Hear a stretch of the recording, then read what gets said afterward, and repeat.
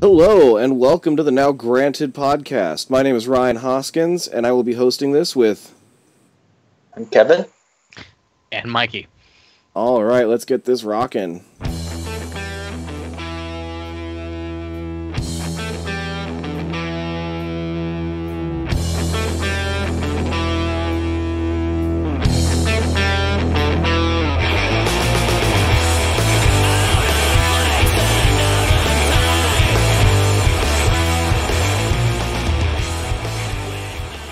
Wonderful. All right, this is a great evening, gentlemen. Are we ready to get this started? I believe so. Sure am. Wonderful. Let's do it. Right, so what do we got to talk about tonight, gentlemen?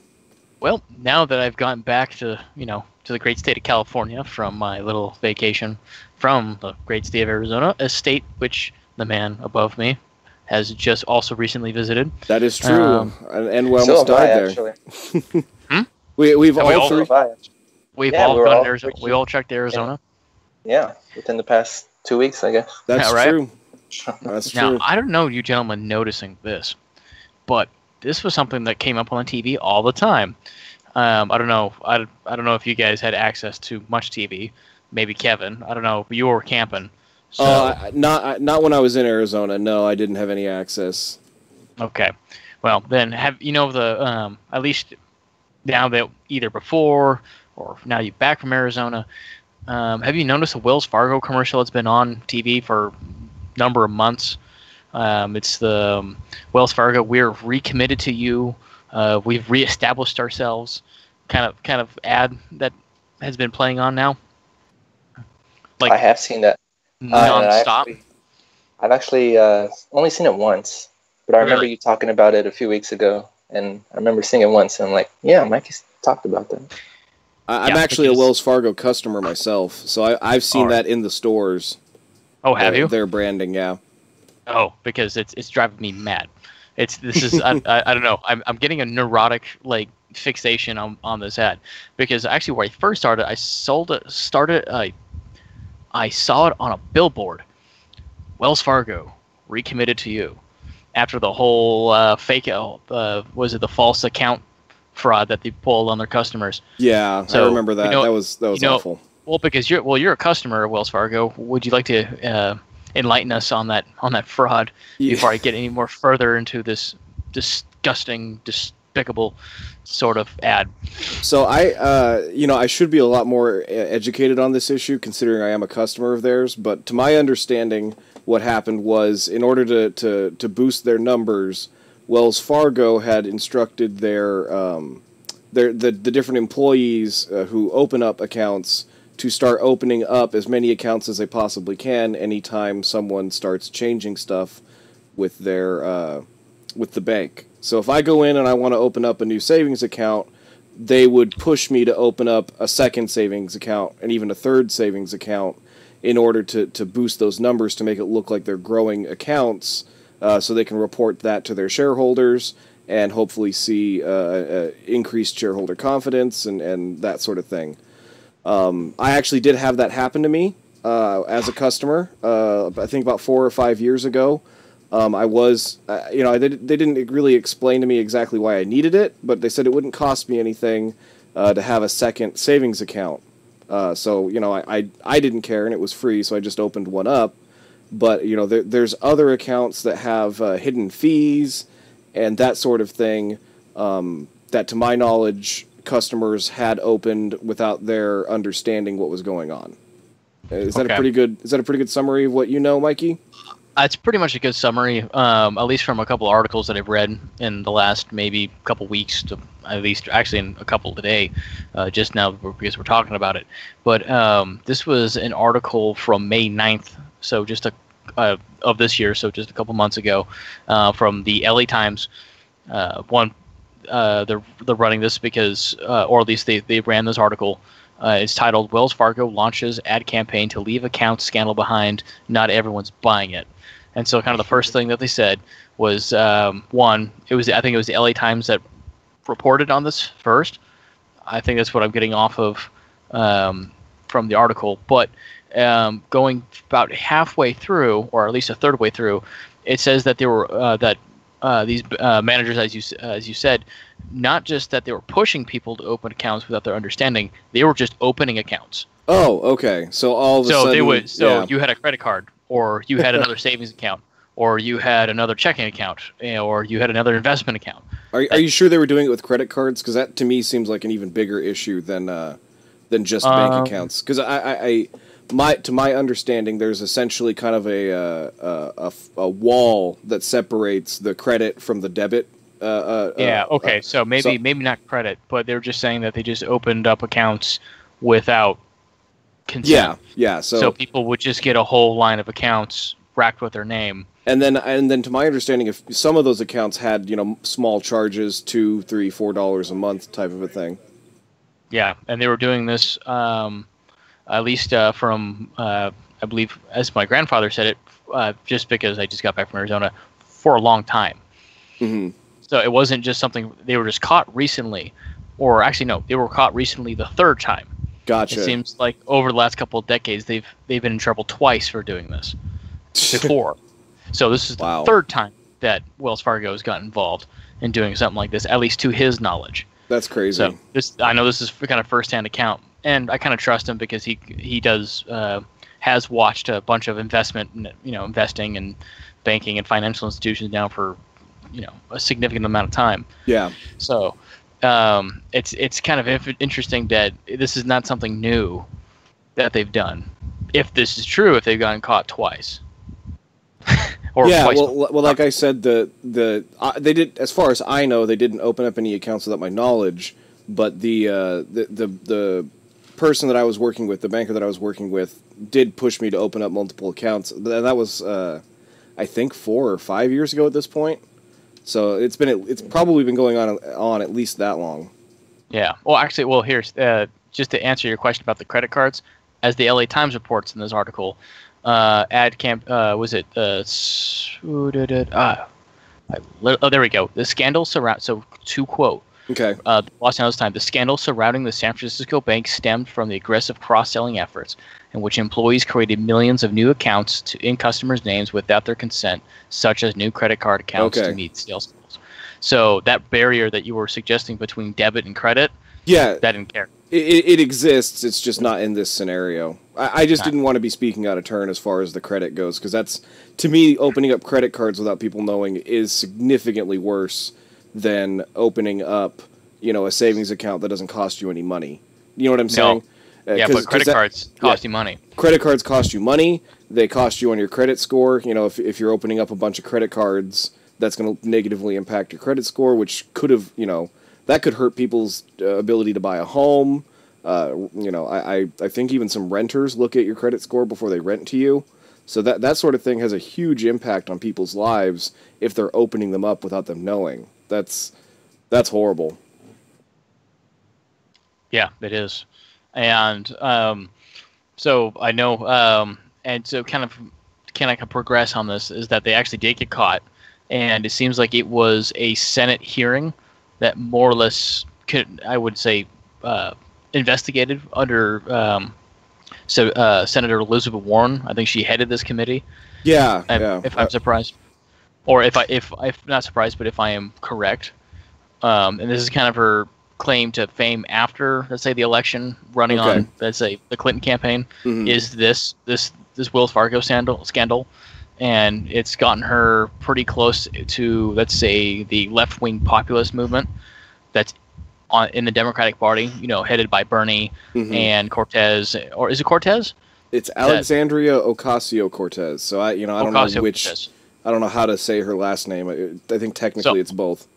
I would say just Miss Ocasio-Cortez then. Yeah. So and so it seems like that she's gotten a lot of credibility with that kind of populist sentiment since they've gone after Wells Fargo.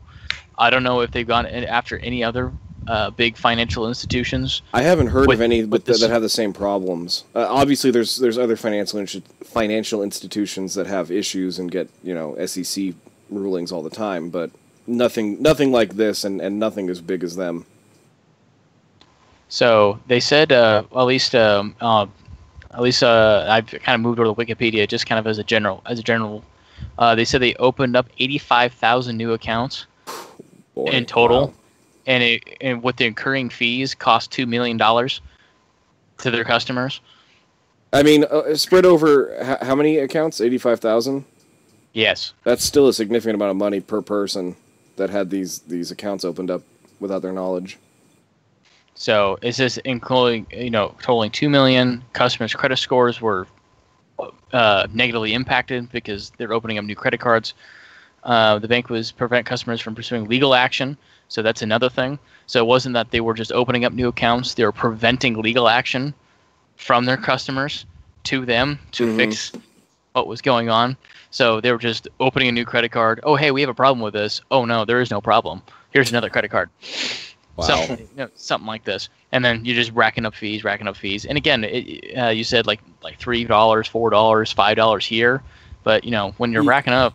Yeah, well, I just did crunch the numbers, and on average, if 85,000 accounts were created and it cost the consumers $2 million, that's an average of $23 a person, which, not a huge number, but it's fraudulent, and I'm sure there were some people that had a lot more that was charged, and some people that had less. So,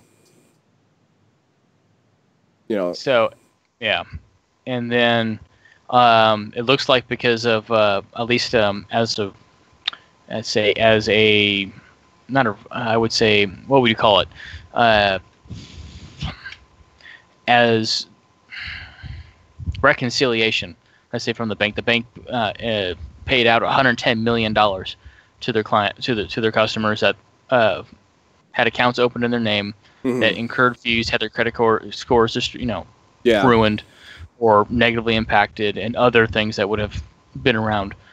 So it seems like that happened, and then it looks like that sounds like a slap on the wrist. I want to know how much money they made based off of the stocks being significantly higher than they should because of these accounts being opened, because that's what it amounts to. This is not a form of insider trading, but it's a way of lying about your numbers so that you can increase your stock price so that the executives all make a bunch of money.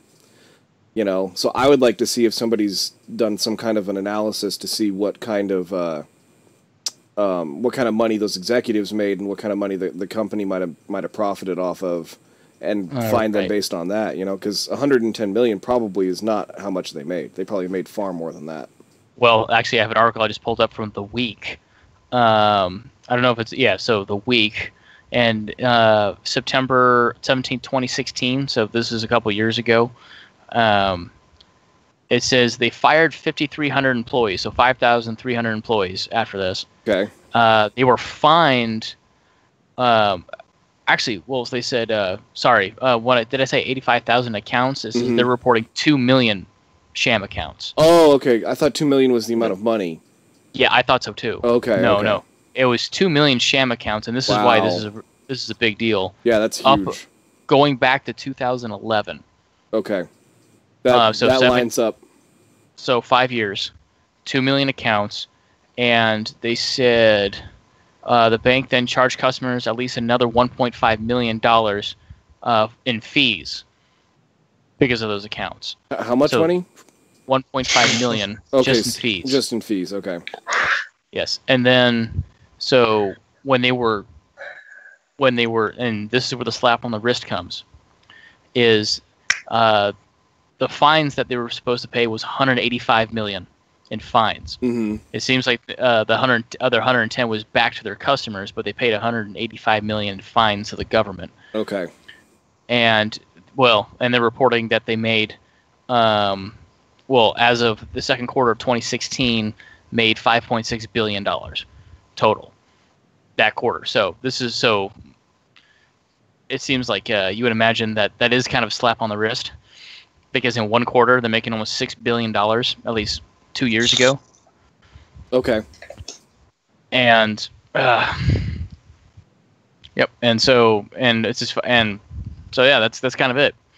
I mean, to start is that they've defrauded their own customers. Oh yeah. Made a bunch of money, a significant amount of money off of it, and then when they were forced to pay something, it's barely nothing. But do we know how much they made off of it? I didn't catch. I don't think I heard you if you said that. Hmm? Do we know how much they made what kind of not profits, but what kind of what benefits there were to them? Do we know to what extent they benefited from this fraud? Let's see. I got to go through a couple of articles. Are these accounts still open? No, I think they closed these accounts. Well, how would you know? How would you know if an account was made in your name?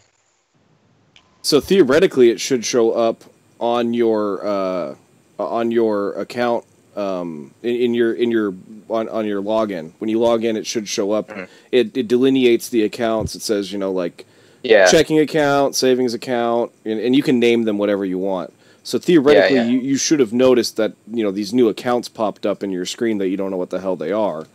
But I can understand people not understanding what's going on, and it's a little bit of a busy page, so there's a lot of stuff there. So you might just not know what it is, or be confused as to what the name is. So. Okay. And then, all right. So now it gets as a Fortune, an article under Fortune, at least from August 31st, 2017. So the week article that I referenced earlier was from 2016, and it said there's 2 million accounts. Okay. By 2017, they uncovered another 1.4 million accounts, totaling about 3.5 million bogus accounts. Mm-hmm. And that was after they got the one. And so was it? And so a year. And so they just found. So that was after they paid the $185 million in fines from the previous year, and then they found another $1.4 million going through. So compounding the issue. Yeah. In a sense. And it seems, I think that's where that Senate committee came. It was roughly, if I remember correctly, roughly in between there, that time when they got fined the first time, and then when they started uncovering more and more accounts. So, and then it also includes, There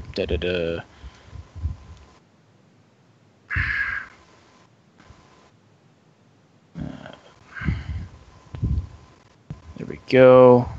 So what have either of you had any experience with Wells Fargo before? Have you had them as a bank? No. Yeah, my parents have, but not me. What were you saying, Kevin? I have a credit card at Wells Fargo. Okay.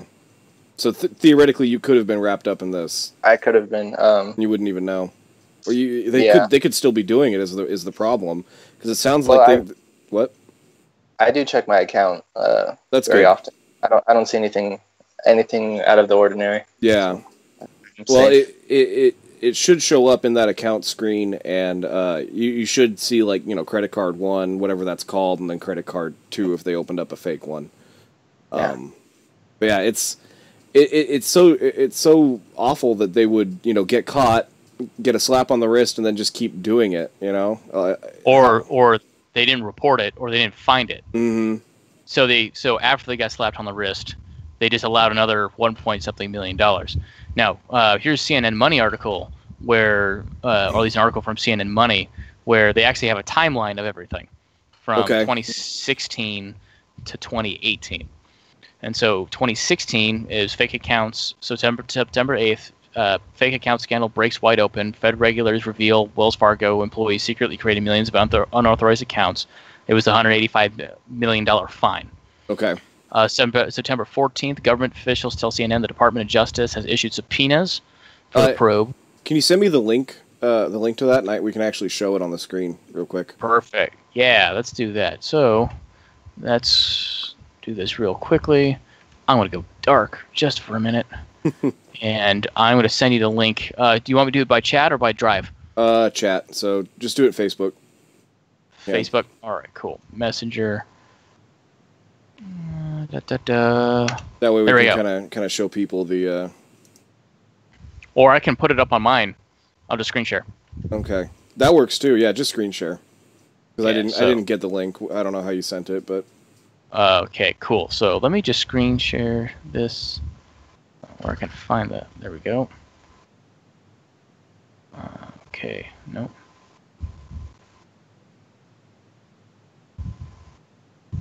Yeah, this is some great radio right here. Dead air is always what you want, right, Kevin? I know, right? I'm just looking at this Discord chat. When did you integrate that? I don't know how that works. So, did you link it up with our? I guess I did. Oh, this is terrible. Interesting. Yeah, hey, gents, my computer just froze. Well, you're still broadcasting, so don't touch anything. Just All right, don't worry about it. Hold on. I got your link. We're good. Okay. Oh, there you go. And now you're just full screened. It's all you. No Kevin. Did he? Okay, cool. Did I hang up on it? No, I'm here. Okay. Well. Okay, so you now see my screen, right? Yeah, most of Wells it. Fargo. So this is kind of like a. Scroll down a little bit. Or Yep, up. scrolling down. Yeah, that works too. So 2016. So this is kind of where we started at. So it's September 8th. This is when they get, at least in 2016, they get wrapped with the $185 million fine. And then it looks like it's September 14th. A government officials tell CNN the Department of Justice has issued subpoenas and a probe related to the fake account scandal. So it looks like they did a probe after they fined him. Mm-hmm. September 27th, Wells Fargo included CEO. One note, Mikey. Whatever you're talking about, keep that in the center of the screen. Do you see the screen that's being shared to you from me? No, I do not. Okay. Just whatever you're talking about, just keep it in the center of the screen. Okay, cool. That sounds good. So right here. So it seems like the CEO in this kind of as virtue signaling forfeits pay. Doesn't really mean much. He has a lot of stock options. He's gonna be fine. Well, he was making money off the stock options based on the fake accounts anyway. So yeah, right. Yeah. So it's like, woohoo! I'm gonna earn $1 measly, right? Well, that's what Steve Jobs did, just as a matter of course. When he was running Apple, he wouldn't take an actual salary. Everything came through. And what that just means is he's actually making more money because the capital gains tax rate's only 15%. So he's saying that he's just going to take all of his salary through stock options, not take an actual salary, and actually probably pay less in taxes. Yes. Because of these fake accounts, right? Yep. And so he will give up and then he said he would give up his 2016 salary, including bonus and $41 million in stocks. Oh, okay. So he did give up some stock options. He gave up some, but I don't know how much the man makes, but probably a lot more than $41 million in stock options. Here's the thing: the guy should be in jail. Should be. If we want to treat corporations as people, I would say that there should be some kind of a mechanism where the corporation just shuts down or gets taken over by the government or something.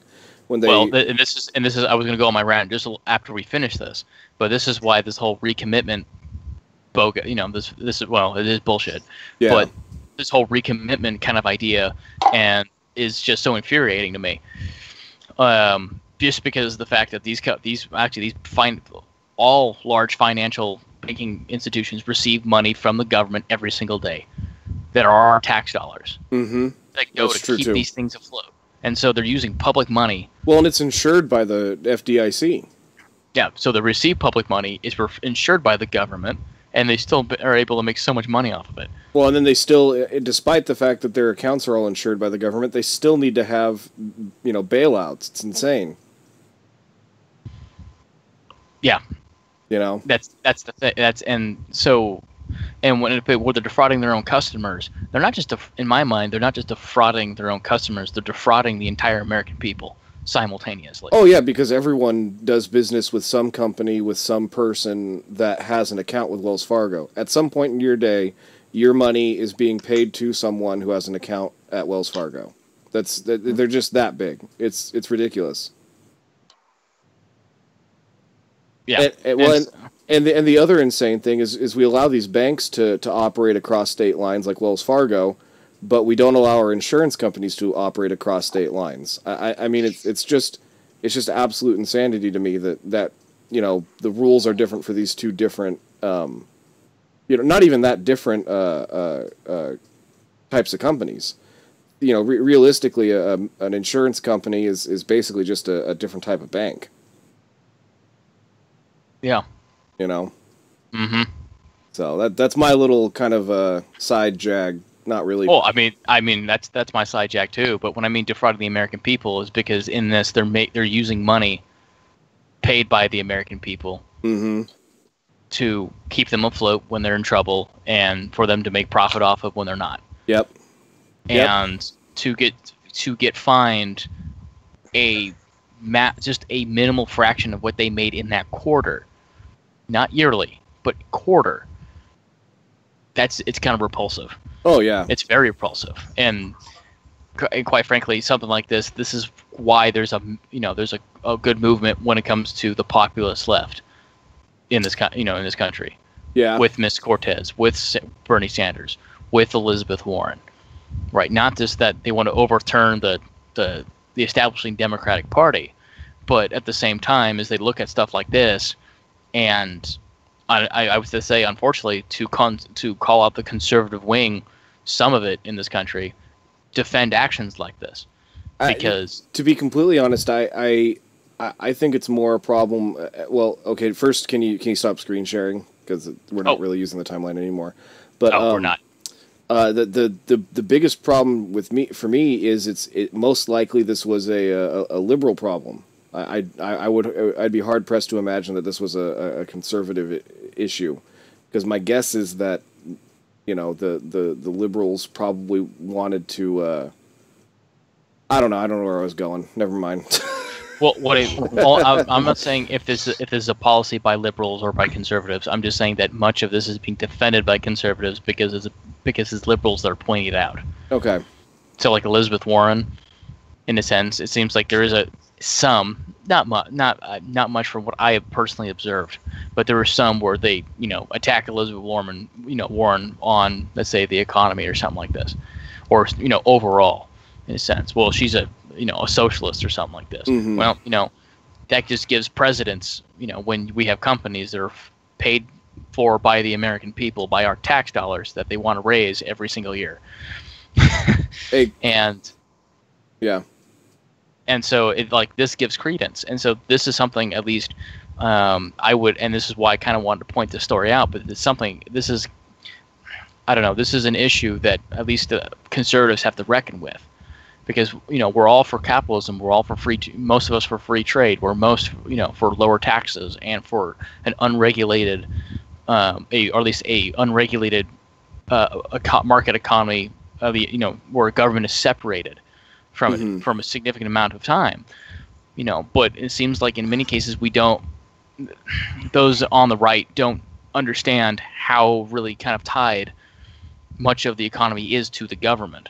And how we personally are tied to these financial institutions that ultimately take our money every day. I think the problem is that they've been regulated 6 ways to Sunday, to the point where people think that they're being protected and taken care of, when in actuality they're allowed to get away with murder, essentially, with very little recourse. And I think a lot of it has to do with how much regulation actually exists. I feel like if there was a little bit less regulation and people understood, you kind of got to be on top of taking care of yourself, we wouldn't run into a lot of these issues. But that's just kind of how I feel as more of a conservative. Obviously, to some extent, you need to be protected from having fraud. Being you being defrauded, but I believe that a lot of the regulations actually keep people. Like, am I going to go launch a lawsuit against Wells Fargo? Well, probably not, because I'm pretty much not going to win, because they've got more money than me. So my only recourse is to go through these, government regulatory boards and sit through bureaucracies and I feel like if there wasn't so much regulation, I would have a better chance of winning against Wells Fargo in a courtroom, because I think it depends on what type of regulation.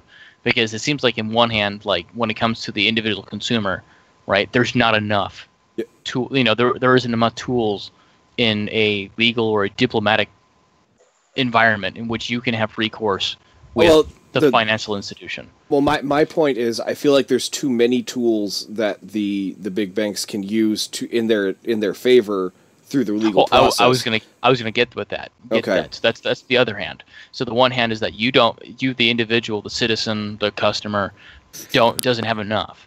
While at the same time, the financial institution, because they're too big to fail, have all the tools at their disposal. It's not even just that, because that's most of it. But then the other part of it is, if you go dig through these regulations, I would bet you money that you'll find pro business, little amendments and things that they can use to get out of situations like this, through the legal process. Does that make sense? Oh no, it does make sense. Okay. I'm totally on board, and this is why this is angering me. So this angers me. Granted, I'm not a Wells Fargo customer, so I haven't been defrauded by Wells Fargo as I know. Well, maybe they start opening accounts that are not customers. Maybe that's what they're starting. There was actually an interesting movie that I was watching. I think it was called The Informant. It starred Matt Damon, I believe. Okay. And it was talking about a company. It's I can't remember the name. I think it was ADG, something like that. And basically what they did was they had conspired with a number of other major corporations around the world to fix prices on, I think it was corn, basically products derived from corn syrup. Okay? And so essentially what they were doing is they were stealing, 2 cents from every single person on the planet. Okay, and that's essentially what the scam was, and I feel like Wells Fargo is kind of in the same boat because like you said, by increasing these fees to their customers, some mom and pop shop retail store that's using Wells Fargo as their bank, they're getting charged an extra $40 a month, which they then have to pass on to their consumers, which amounts to 2 cents a transaction or something, right? Right. So essentially, the Wells Fargo is stealing money from everyone because we're so interconnected with Wells Fargo and the banking system in general. Now, I mean, the story does get worse. I can screen share this again because I'm kind of reading through it, and the charges are laid up. They actually get fined more. So it ends up at the end of it, they get one fine alone is $1 billion. Okay. So that's in 2018. So this was just recently in April. But this is the point where now I think one of the issues was that they stole or they repossessed like 400 something cars and vehicles without court order. I heard homes too. Didn't they repossess homes? And homes without court order. So they were throwing people. They were just taking things. Yeah, that's absolutely unacceptable, and we as a society need to stop putting up with banks being able to just carte blanche issue foreclosure notices and these judges rubber stamping it, because that's the problem. The problem isn't just Wells Fargo; it's the legal system too. They issue so many foreclosures that these judges and the legal system can't handle it, so they just go, "Oh, it's Wells Fargo; they know what they're doing." Stamp, You don't have a home anymore. I never had a mortgage with Wells Fargo. How'd I lose my home? Well, the judge just decided to rubber stamp whatever the hell, Wells Fargo put down the wrong address, and you just got wrapped up in some stuff you had nothing to do with. Or maybe they put a second mortgage on your home. Exactly. Without them knowing, and then you haven't paid your second mortgage. Yeah. So now your house is in foreclosure. Well, and we're just going to seize your. Well, the scenario I just talked about, I can't remember where I saw it, and I don't know if it was Wells Fargo, but that actually happens. Really? Legitimately, I think it was Wells Fargo, but I'm not sure about that. They legitimately put a foreclosure notice on someone that never had anything to do with Wells Fargo. They didn't get their mortgage from Wells Fargo. Wells Fargo didn't buy the loan from someone, because that's the other problem. So you go get a mortgage from Chase, right? Let's just assume that you went and got a mortgage from Chase. Chase might end up going, we don't want this debt anymore. It's more profitable for us to sell this, and so they sell the debt to another bank. That bank then sells the debt again, and all of a sudden you end up with a Wells Fargo mortgage that you started off originally from Chase without your control.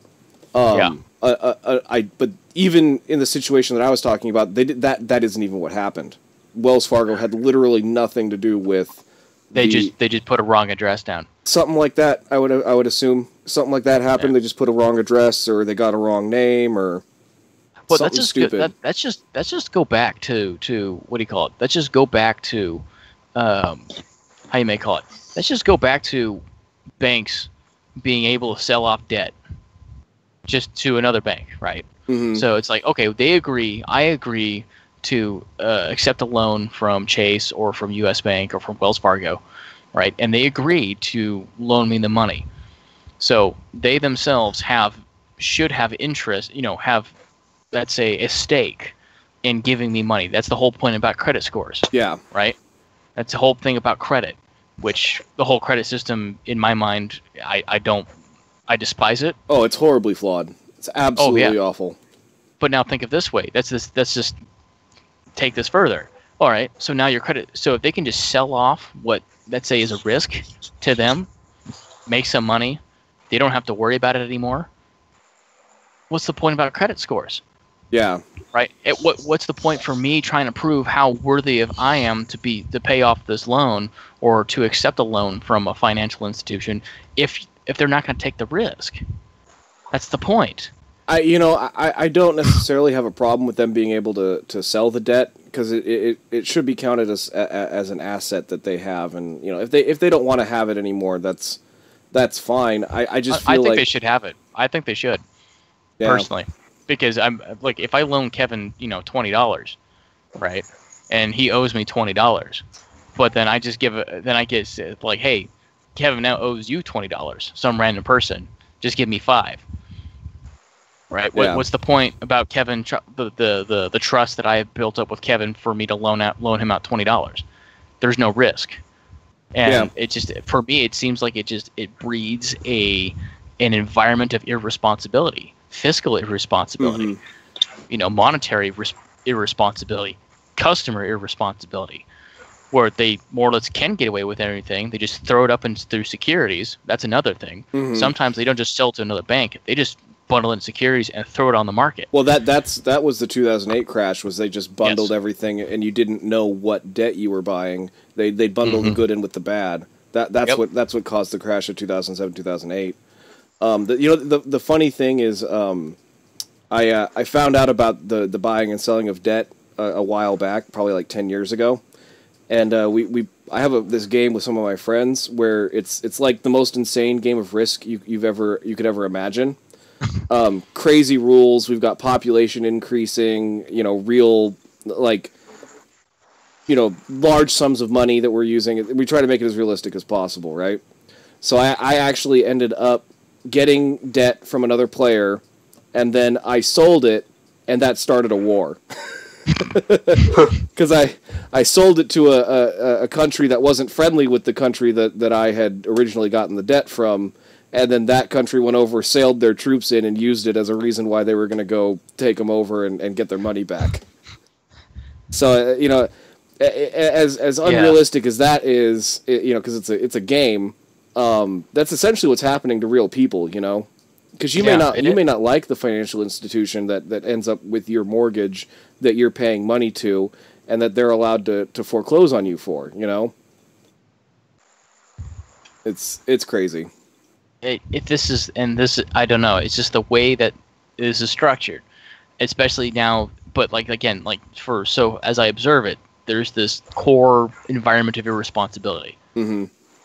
At least from the lower kind of management, because there's incentive for them to do it. Well, and there's no downside. None of these people go to jail. No, that CEO should have gone to jail. He committed massive amounts of fraud not on just the millions CEO. of people. Not the CEO. All the vice presidents. Oh, I agree. Upper management. I agree. They all should have just been fired. But it's funny is they weren't fired. They didn't go to jail. Yep. But they fired 5,300 other people. Just blaming this middle management. It's crazy. So then that's another thing. Oh, we've taken action and we fired 5,000 people. Well, are they the right people? Yeah. No, they're not. The right person is the person at the top. At the end of the day, either he's so incompetent he doesn't know what's going on in his own organization, which we all know isn't true. That he can sing that tune until the cows come home. But that we all know he knew exactly what was going on. Oh yeah. Okay, but so he's either completely incompetent and should be fired because of that, or he knew what was going on and should be in jail. Those are basically the two options for that CEO. Well, that's what they did in 2009 in Iceland. They just took all the bankers and just threw them all in jail. You know, Iceland in 2007, 2008, they also did the same thing to their government. They just got rid of everybody. Just voted everybody out, or they wouldn't vote. I can't remember. Their system's crazy. So, but still, I mean, they just clean house. Yeah, in a sense, and it seems like every time that we've tried to, let's say, clean house, we've never been able to clean house. No, not at all, because the corporations have set it up in such a way that that stuff can't happen. No, and guess what does it do to individual liberty? Yeah. Right, and and again, maybe this is why I kind of want to bring this up, because this is something I observe. I have to say, not on the left, but I observe on the right, and it's something that the right wing and conservatives have to literally just like take stock of, in a sense, is because there's this weird amalgamation in rhetoric where corporations are as equal to small businesses that are equals to individual liberties when it comes to let's say the market economy, right? And it's not, not at all. And one is destroyed two, in a sense.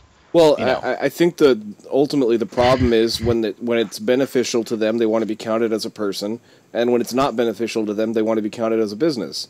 And I'm fine with them being counted as people. To a certain extent, that makes a lot of legal sense.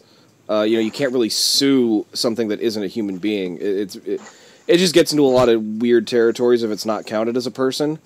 But I feel like that should be carried over into a lot more. And into many more areas. To responsibility. Just responsibility. Exactly. Right, because me as a person, I'm responsible for my votes. I'm responsible for how I drive, how I act in society. And you have these entities that like, oh, we're people now. Oh, hey, guess what? Like, you can't do this, this, and this because people can't do it. Yep. Oh, no, we can do it because we're businesses. And because we're businesses and the government's regulating us, for somehow that tramples over your individual liberties. Yep. Well, and the crazy thing is it is the regulation that is what hurts consumers the most in a lot of ways, because inside that regulation they have set up the system the way that they want it. They are able to write the rules of the game through lobbying and through regulations. If there wasn't any regulation in their industry, then there'd be more options for you to have, different banks and all that kind of stuff. But they've written it so that it's difficult to start a bank. It's difficult to operate a bank unless you've already got the infrastructure in place. So, what do you think, Kevin? We haven't heard from you in a while. You guys know vastly more about this than I do. Well, yeah, but I mean, to be honest, I have too much trust in the system to even think about it at this level of being so analytical through it. Yeah. I could have been taken advantage of by all the banks that I'm a part of, and I wouldn't even know it, to be honest. Yeah. I guess I don't have faith in any large organization or institution. I have more faith in individual human beings. Do we want to talk about that? I feel like that'd be an interesting conversation, probably for next week. Oh, let's just go right now because I would like this concept. I really do. To have right now. It's not too long of one. We can keep going all night, but I was hoping to offer Brooke the option of coming in on and being a guest next week if that works for you guys. Sounds great. So we can kind of have that conversation with her since she's right smack dab in the middle of it. Okay. So sounds good. So because we're in this banking thing, what do you think about Glass-Steagall? That is a name that I've heard of. I don't know enough of what exactly it does. Glass-Steagall was legislation under the New Deal in 1933. Yeah, and it got repealed recently, if I'm not mistaken, like 2010-ish. Well, actually, no, it was actually repealed, I think, much earlier. maybe. Oh no, it was decline and repeal.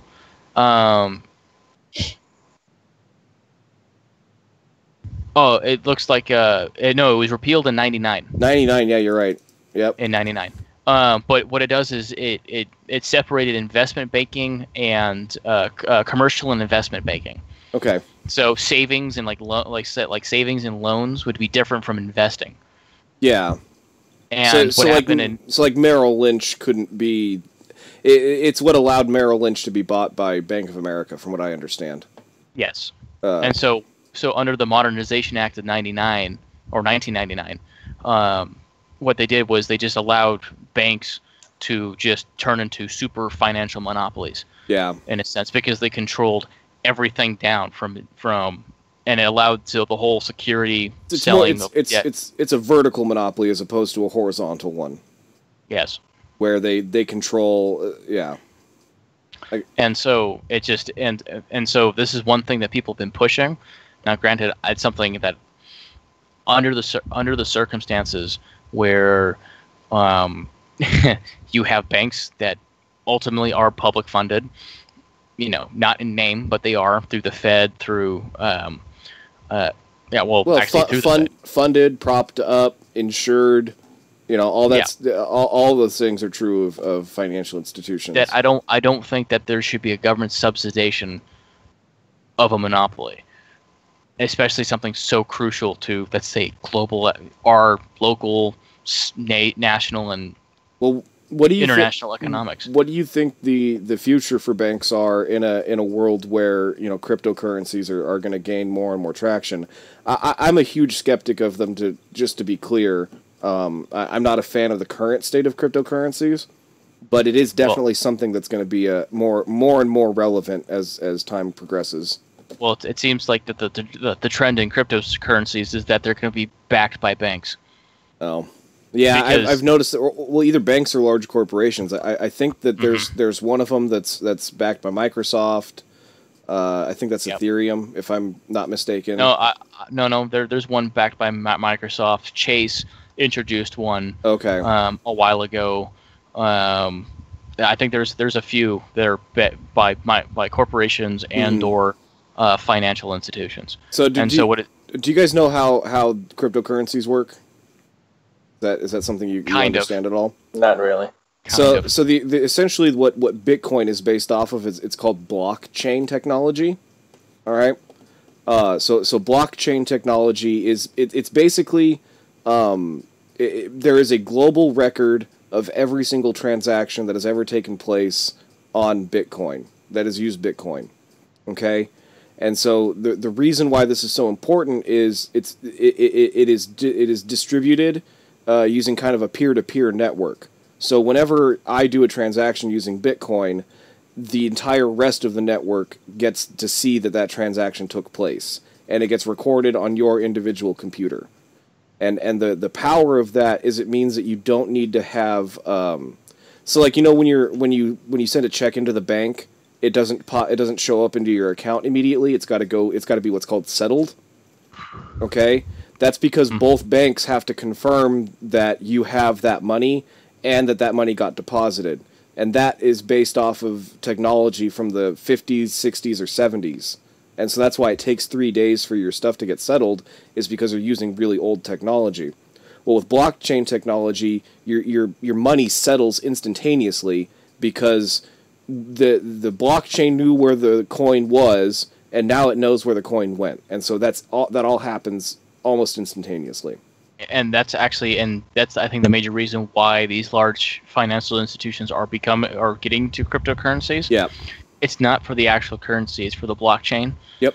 And so from what I've heard as a theory, it could be it's a theory, but it seems like from some observers being valid, is that once they get once the blockchain is that technology is acquired, that they're more or less just going to shut down cryptocurrencies or put them under let's say a form of regulations in which they can control them, so they're not completely independent. Well, the problem is that essentially, if you want to use Bitcoin currently, you can't do so anonymously anymore. That because the big advantage of Bitcoin was that you could do it anonymously. And anymore, if you want to open up a wallet, through a website, you've got to agree to a lot of terms and services. If you want to buy Bitcoin off of a market, you've got to give them all of your info, social security, driver's license, basically prove that you exist just to be using their wallet. When the whole point of the original thing is that you would download your own client to your own computer and trade Bitcoin directly between other people, not buying it off of some exchange. Yep. Which would make it, nearly impossible to track. Yep. But the regulations that they've already put in place don't make it so that that's impossible. Yeah, and that's what they're doing. They're trying to strangle, let's say, the independent and the anonymous out of it, as much as, let's say, simultaneously as internet and social media companies and internet conglomerates and big tech companies are trying to strangle the anonymous nature of the internet out of the internet. Well, and that's and a lot of that has to do with net neutrality stuff too, and they want to take the internet from being a free and open medium of exchange between people, and they want to start regulating it and controlling who can do what, when, and where, and they want to make sure that nothing's private. That's the other goal, is to ensure that you have. Yeah. So they're doing it for social media, and now this is kind of what they're doing with cryptocurrencies. So they're doing it financially, they're doing it socially, they're do it culturally, right? Everything that you're going to do is going to be completely observed, right? Either by big tech or big tech in contract with the government. Yep. And this is, and it comes to show that when you have this unholy tie, as it stands, doesn't mean that the nature can't be, or the nature of that relationship can be changed. It should be changed. It needs to be changed. Absolutely. But what we see now in the current state, that it just allows for so much. Just I don't know. It's just it's inept. Well, it's getting corruption. It's corrupt. Sorry, not but it's also it's corrupt. And it's corrupt. And anyone who defends this system, it isn't. I don't know if they're corrupt or they're just inept. I think they're just. I think that there's a lot of people with certain ideologies, especially libertarians, that are opposed to regulations of any kind. No matter what it is, for any reason. So they'd probably be a group that wouldn't like to be hearing what you're saying. That's just a guess, though. Well, no, it is a guess. Well, it's not a guess. It's probably something wholeheartedly true. But I mean, what are you going to do? The thing is, and maybe this is, if I'm going to take a step back, this is, I think, where I divert from, let's say, libertarians, is that I believe that, people have individual rights, but they're laid out in a framework of the Constitution.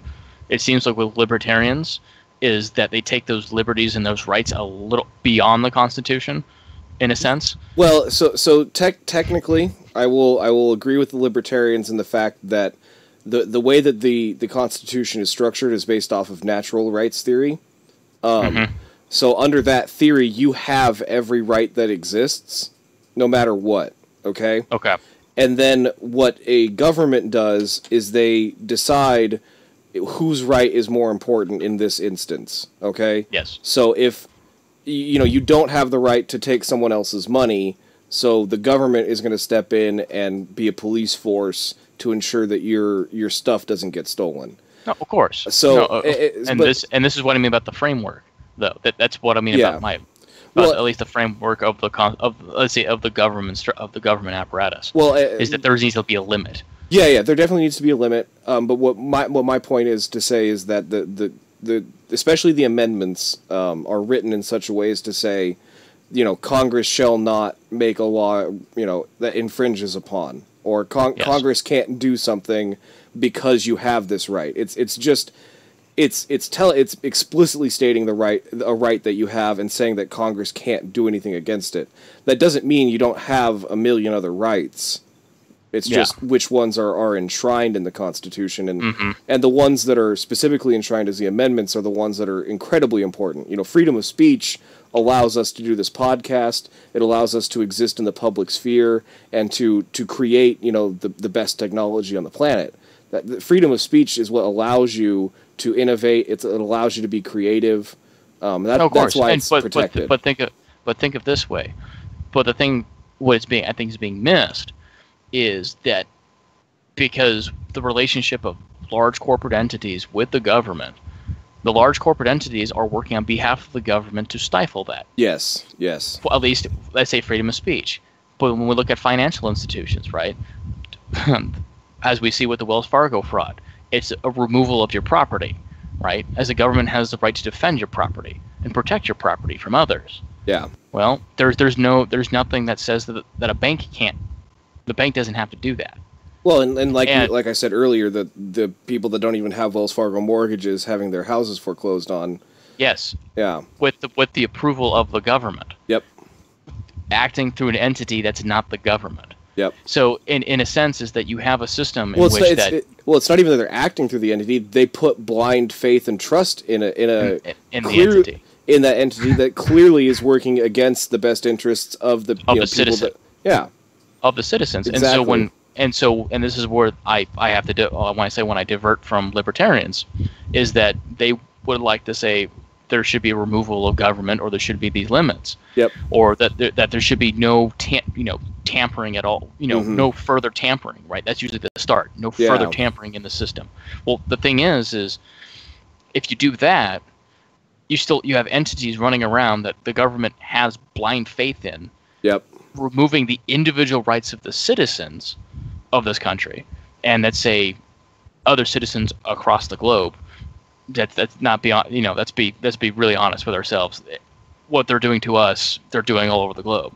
Oh yeah, on a day-to-day basis. Well, and I don't mind them doing stuff to people who are not citizens of the United States. The Constitution does not protect an Iranian's right to free speech. Of course. So if our government can get away with messing with other citizens without their governments caring or wanting to go to war with us, then by all means go ahead, do it. That doesn't bother me. I was talking more fiscally. I was talking through banking. Yeah, at least in the context of banking. Sure, but I don't care. So. Personally, I don't care as long as my banking here in the United States is free and clear and I'm allowed to do it. Whatever they're doing to citizens from other countries, that's not my business. Right. But okay, let's scope it back to here in the United States. But the thing is that if they allow no tampering and not a real hard, let's say face the mirror type moment, is that they're removing their own rights by keeping the system that's in place. Yeah. In a sense. Mm-hmm. And so it's this kind of circular loop. I'm losing rights. The government should not be involved. Yet there's a private entity that the government has blind faith and trust in that are removing your rights for you. On behalf of the government, in a sense. Yep. Even if it's like Facebook, it's on behalf of the government, which made that whole Senate hearing weird. Well, did you know that the FBI has an office at Facebook headquarters? Oh, I'm not surprised. This is the first time I heard of it, but I'm not surprised at all. Back in, I think it was like 2008, 2009, whenever Mark Zuckerberg was Times Man of the Year, the article that they wrote talked about a meeting that one of the Times writers was sitting in on, and in waltzes at the time FBI Director Robert Mueller, and they mentioned, oh yeah, he just came down the hall from his office that he has at Facebook headquarters. And it's like, why does Robert Mueller have an office at Facebook headquarters? That's absolutely insane. Yeah. And of course the reason is because they spy on Americans using the data that Facebook collects, because they have literally everything on you. I have a Facebook tab opened up right now, which means that they can look at all of the browsing that I'm doing on my computer, and they can probably tell that I'm streaming to YouTube, because they can probably scan my ports. That'd be my guess. So they know exactly what I'm doing right now, just because I have their tab open, and the FBI has an office inside of that building, which only means that they're probably connected in even more ways than just that.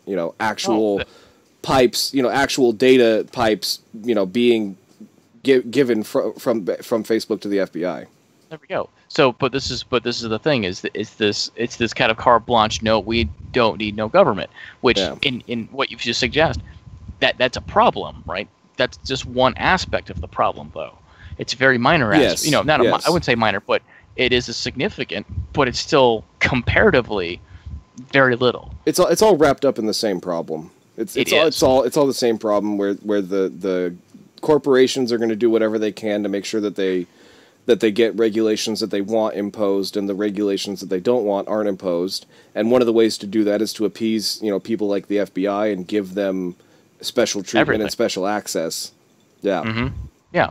And one theory, I would say a theory, but an observation people have made is that they suck up to the FBI and to the NSA and to the government is because, one, Facebook is virtually a monopoly.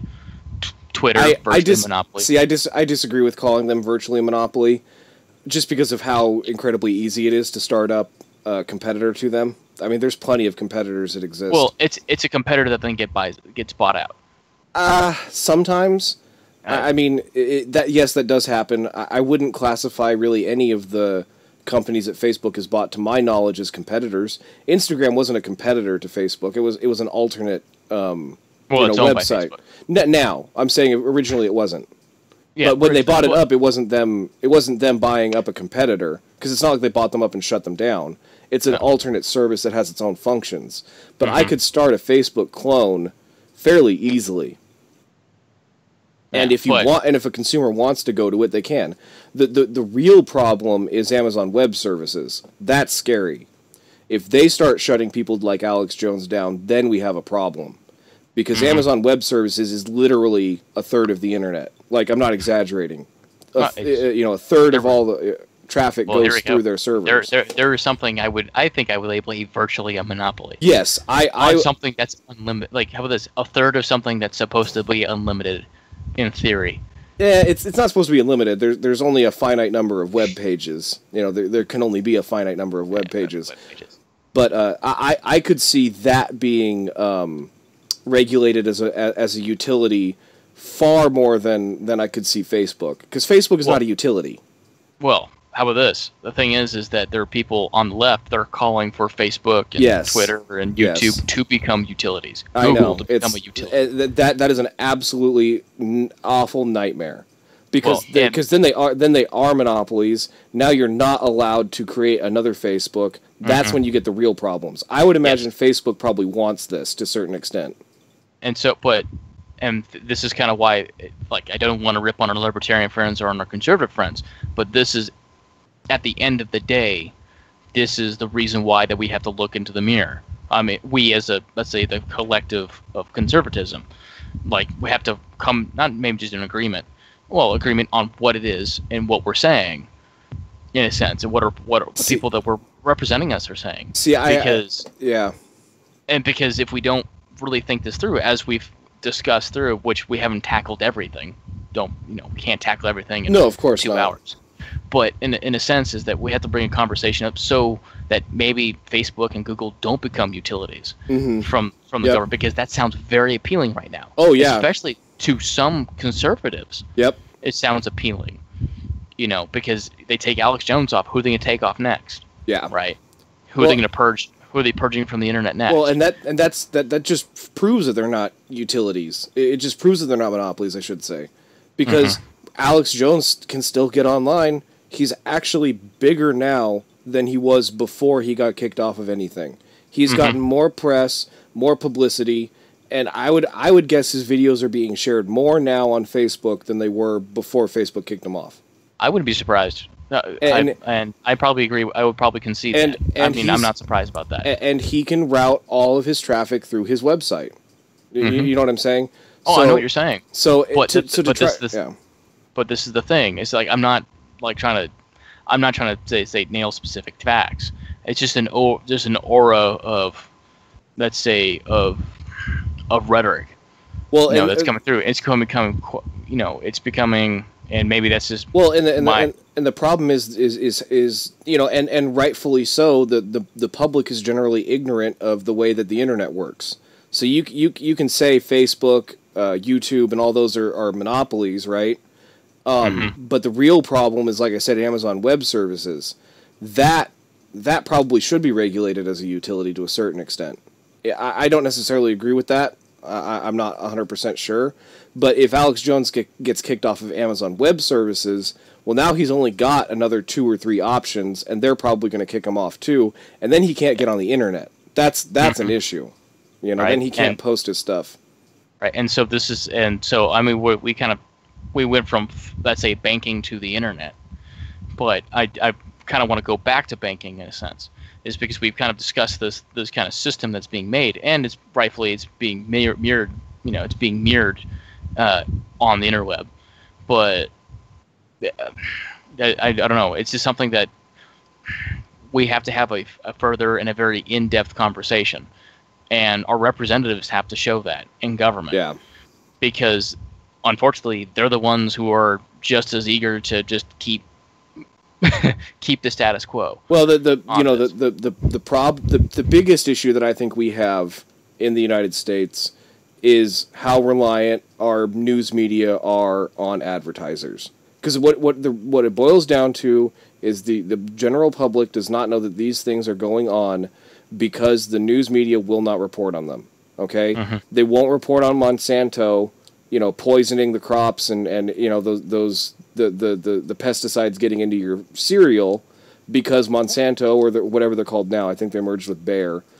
So they are a huge advertiser on their network, and if you start negatively reporting on them, they're going to pull their ads for aspirin, which amount to, you know, I'm just guessing millions of dollars a year to ABC, CBS, probably NBC. More. And it's the same thing with the drug companies. It's the same thing with Wells Fargo. You know, you saw all those ads. Well, you saw those ads when you were watching TV. Guess what that news station didn't do in their, 7 o'clock news hour? They didn't talk about how horrible Wells Fargo is and how they're defrauding their customers, because they had a huge ad buy for that same block, where they get to say, where Wells Fargo gets to spin the message as, well, we're recommitting to our customers. Okay, so instead of having the real story come out where they're defrauding their customers and making sure that they make as much money as possible while ruining your credit score and stealing your house from you, they're not reporting on that because of the millions of dollars they're getting in ad buys. Oh, yeah. Well, and this is the thing, too, is like, okay, yeah, at most, for one fine it was $1 billion, and they've been charged, 100-something million here, 40-something million here. Which is nothing. 20-something million here. Well, it's nothing. So, like I say, like in 2016, when this happened, in the quarter that it happened, they made almost $6 billion in the quarter. Yep. And that just keep that stagnant. Yep. Right? That's not even showing growth. That's not even showing growth. Just keep it stagnant. I mean, they're the ones we need to lock up. That's what we should be shouting about locking up. Lock him up, man. Lock up that CEO. It's insane. We need to start seeing these bankers. I've heard them on different podcasts called banksters, to kind of lump them in with gangsters. But they are. Yeah, they really are. These banksters need to start getting locked up because they're committing fraud on the American public. And it literally impacts every single one of the 350 million people in this country. On the American dime. Yep. Even if it wasn't on the American dime, it's fraud. On a massive scale. Yeah. But I was going to just get to the impact of this, right? So let's say that was in the second quarter. Or actually, in the second quarter, they made almost $6 billion. Let's say they make almost $6 billion in the third quarter and the fourth quarter. Mm-hmm. And then let's go about, let's say, another 4 quarters the year after, and maybe 3 quarters before. $1.5 billion, $2 billion, nothing. Yep.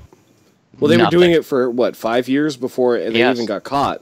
So, I mean, let's assume that it's, $20 billion a year. That's $100 billion that they made off this fraud. They made the money while they were committing this fraud. So some portion of it is based off this fraud. Yeah. It's absurd.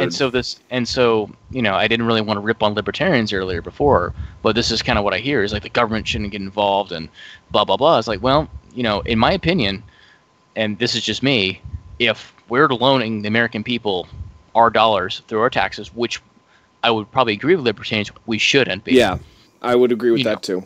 I would agree with that. But let's say because we are now, that the state should have, I don't know, some strings attached because it's the government. I don't think they should be doing it. And here's the courts exist. The courts exist and should be empowered to solve this problem. That is literally why a court exists, is to make sure that this sort of thing gets figured out and that the bad actors are taken care of and taken out.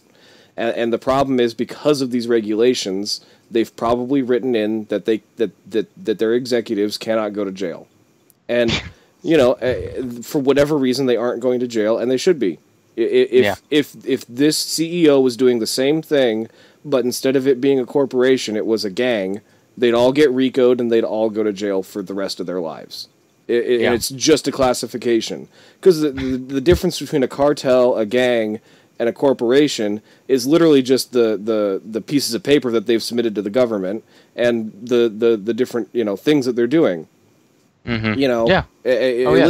Illicit activities compared to supposedly above the board activities, and anymore it seems like these corporations are starting to dip into the illicit activities whenever they can too.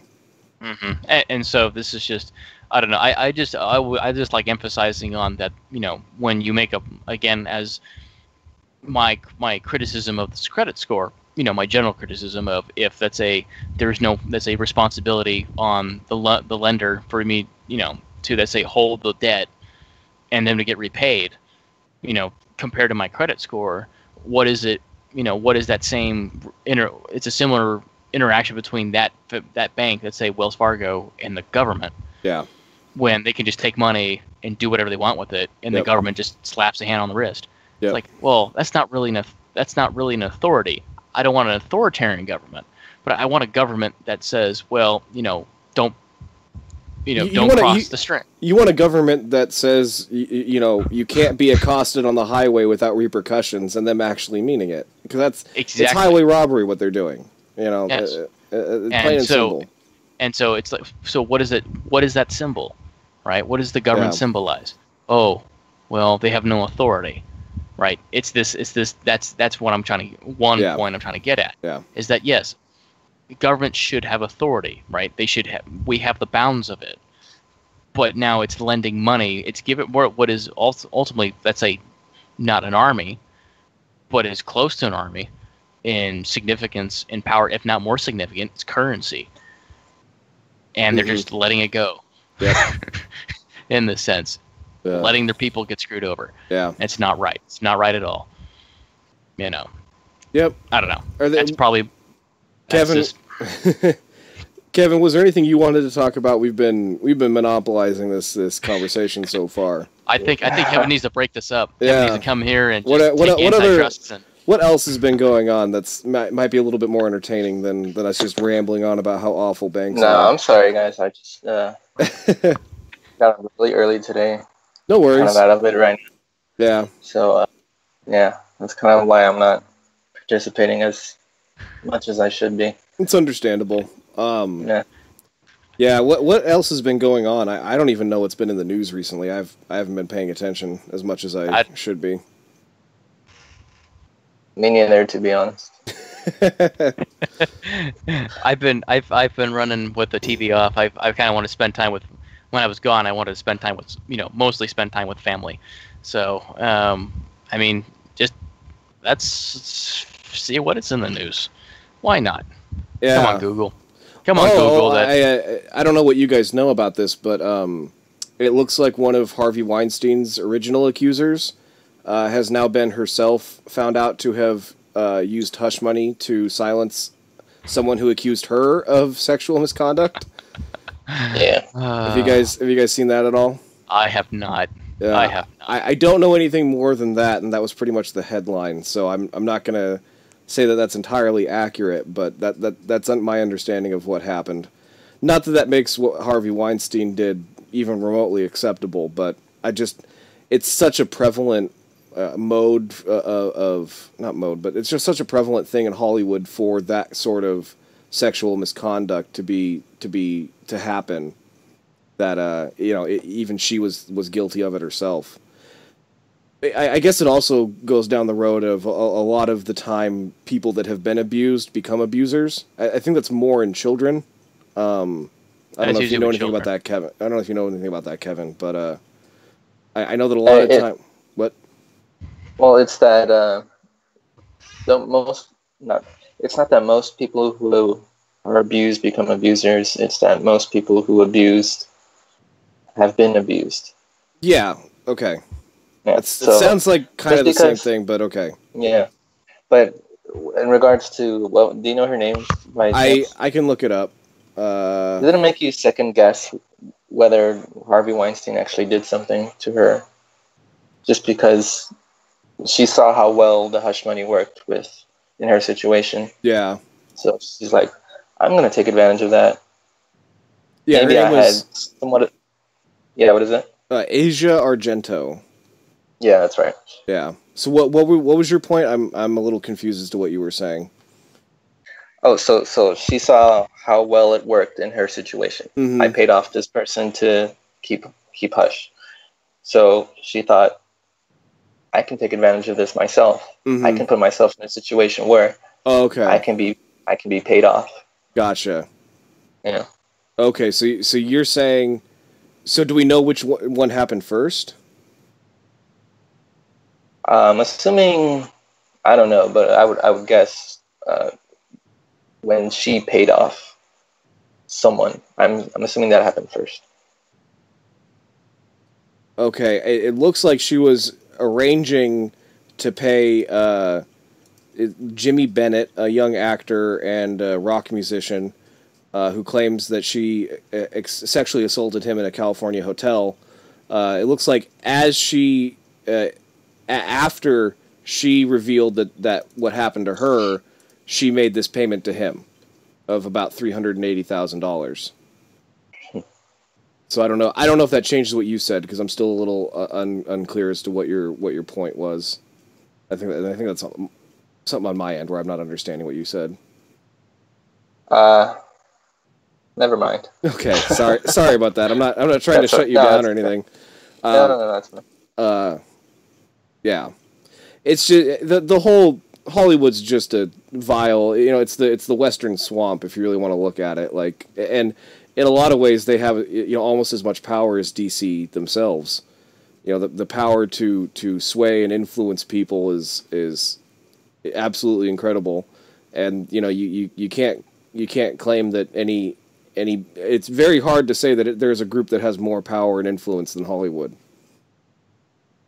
So, I can't really think.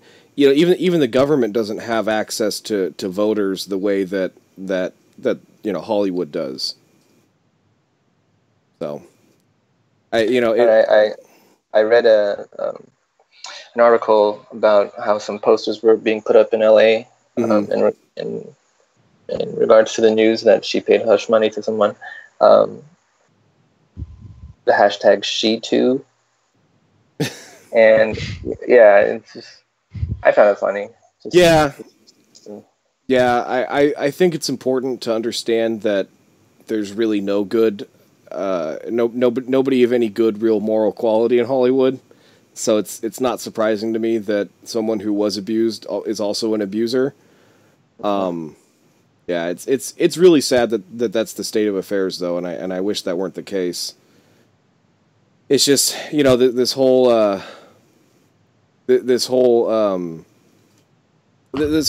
thing just really highlights how awful any amount of power is. It kind of proves the whole axiom that that power corrupts and absolute power corrupts absolutely. Just because these people think that they have absolute power, and because they're the ones in charge of the narrative, they're allowed to spin it in whatever way they want and get away with whatever they want. So, what else is going on in our world? Well, Mikey, not that I am happy about this in the slightest, though my excitement may have said otherwise. What do you know about, or what are your thoughts on the recent revelations from the Catholic Church? Well, I would say disappointment would be a very, very minor. Yeah. That's not excitement at all. Yeah, I wasn't excited about the fact that it happened or any of that. I was just, it's something we can talk about.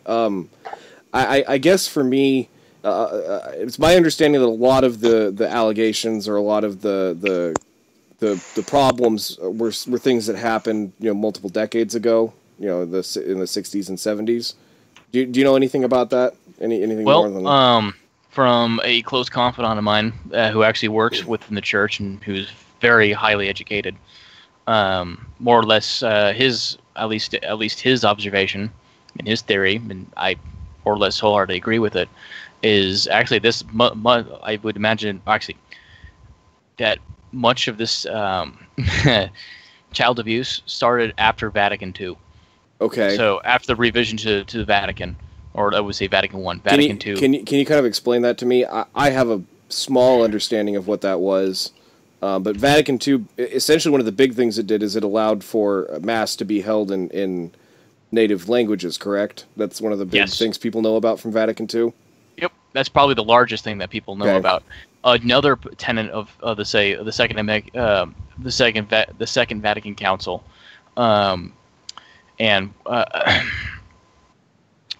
is that there is a doctrine for priests and clergy to go out into the community, in a sense. So what you see, and I'm kind of generalizing this, but before Vatican II, most of the priests and the clergy actually stayed within the confines of the convent, or let's say of the church. Yeah. And so if you look at, let's say, what we consider sins from, let's say, male priests, is that the major sins is alcoholism, homosexuality, masturbation. Right.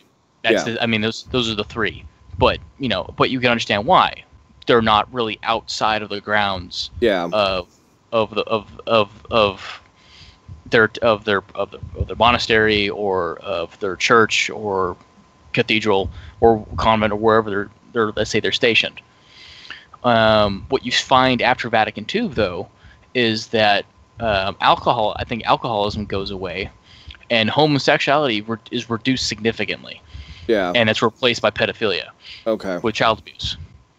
And so, and one of the major tenets from Vatican II is that these priests are not going out actively into the community, and the community is actually being actively engaged. Let's say on the grounds and outside the grounds. Well, because it's my understanding that a lot of the abuse actually takes place inside of the church. Yes. So I'm curious. Is it because they're able to go out into the community and bring them in? Is that what you're saying is part of the problem? One, and then number two, that there is more interaction between the priests and the community. Okay. And let's say the parish as a whole. So before Vatican II, priests were actually quite distant. There was an emphasis on distance between the parish and the priest, and after Vatican II, what they wanted the priests to be more engaged, with their parishes. Okay, and so that at least how it was explained to me, that let's say that distance, that reverence, let's say, they kind of broke that down because they wanted more engagement in the parish. Yeah, from the priests, and what that ended up in turn is having these priests going in and engaging with their parishes. Okay. Very inappropriately. Yeah. And I would say very, very. I was going to say it is evil. Oh yeah, it is the most evil that I think pretty much anybody can commit. And abusing a minor in that sort of way is just it is absolutely reprehensible. But the thing that really boggles my mind are these bishops that cover it up. What is their incentive? Are they worried that they're going to get thrown under the bus next? Is that kind of the thinking? Before let's say the actual cover up, in the process of covering up, what they do was when they take priests and they relocate them. Yeah. Right. So that's part of the cover up, and this is what makes this scandal so much worse. Is that they take priests that are active abusers, and then they just move them to somewhere else where they can continue abusing.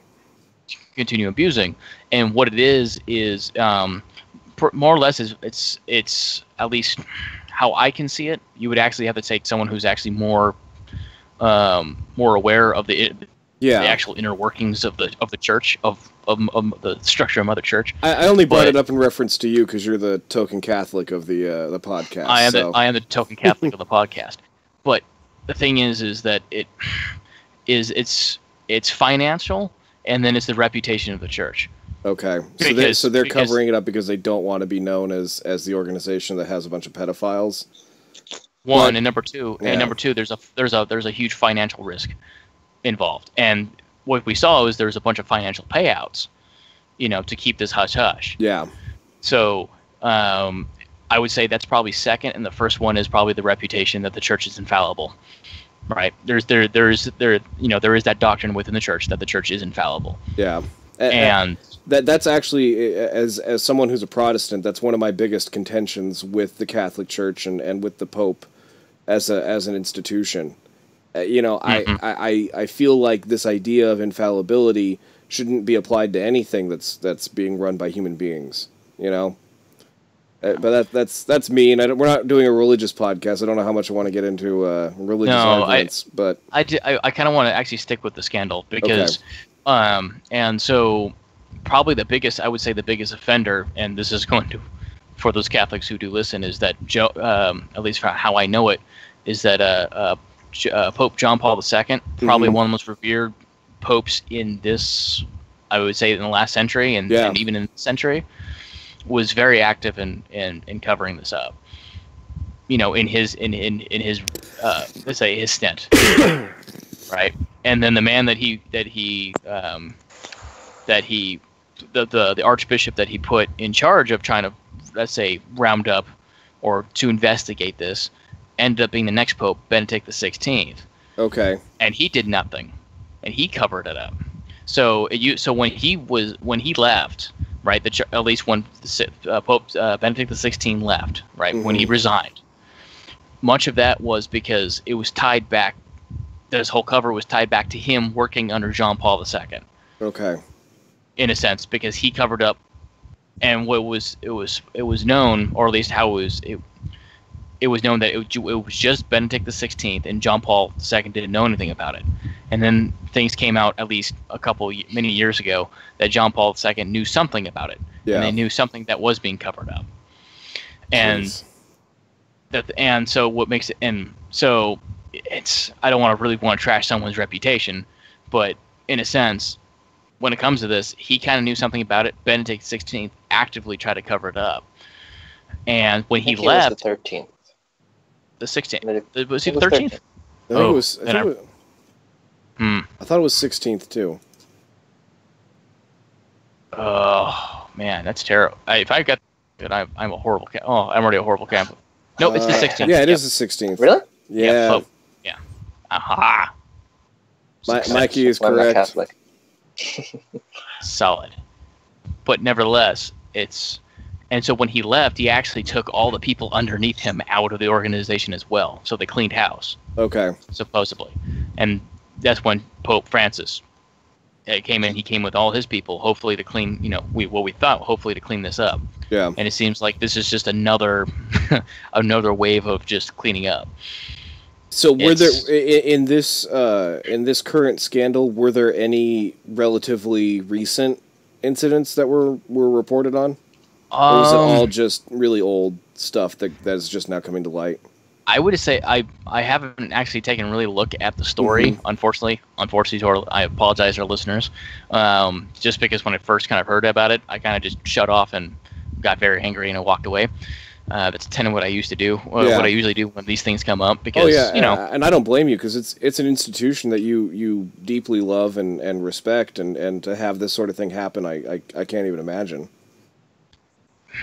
Yeah, so it seems like in one case, like in Pennsylvania, it's 1,000 children, reported by the New York Times. So it seems like it's over a period of 70 years, at least in Pennsylvania. So it's 300 priests over 70 years abusing 1,000 people. When did that start? Like, when did the 70 years start? Just so we have a reference of how long. Probably going to be after that Vatican II thing like you were talking about. Probably roughly around then. Probably before and then maybe after as well. It would be just before and then now, So it would be 70 years. So just before Vatican, because that was 1952? I believe was when Vatican II happened. Let's see. So I think Vatican II was open in the 60s. So Let's see. We have this beautiful thing called the internet. I know, right? 62. 62. Okay. 62. And then it closed under Pope on the feet at December 65. Yeah, is when it was done. So actually, that would be 70 years. 65 to no, 2000. that would only be 60. 2015. It's less than 60. For 2015. Yeah, 40 years to 2000, right. and then 18 years. Okay. Yeah. So it'd be 18 years, so maybe a couple years before. Yeah, so it was happening before. Yeah. Yeah. That's so, but it's just sick. You know. It is sick. Don't get me wrong. And maybe this is.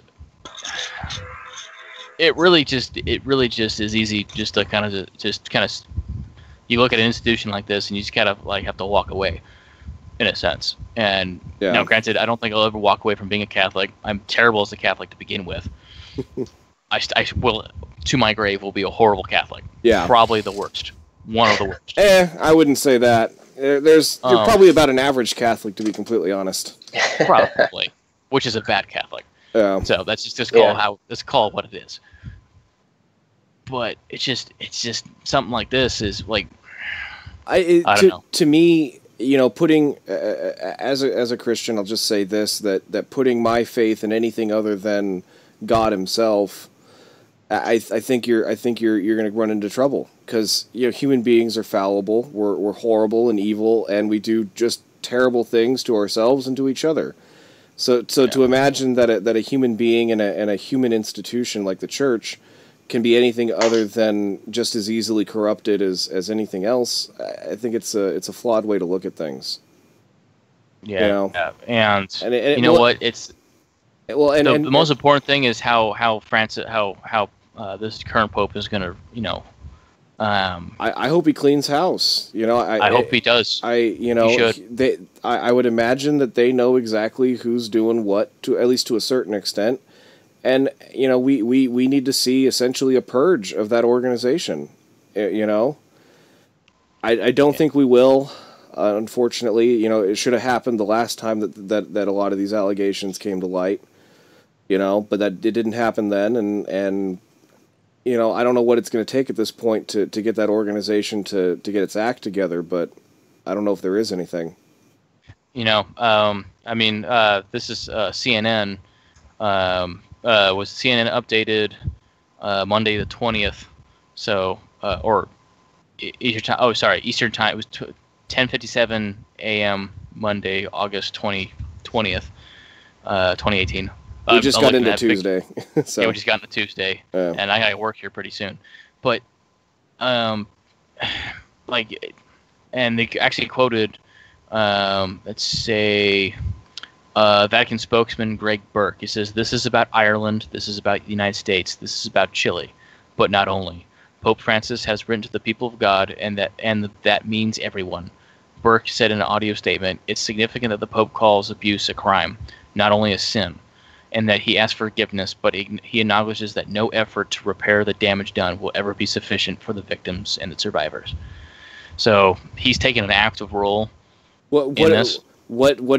Did he say he was going to actually do anything? Because the only thing I heard from that was, I can't do anything.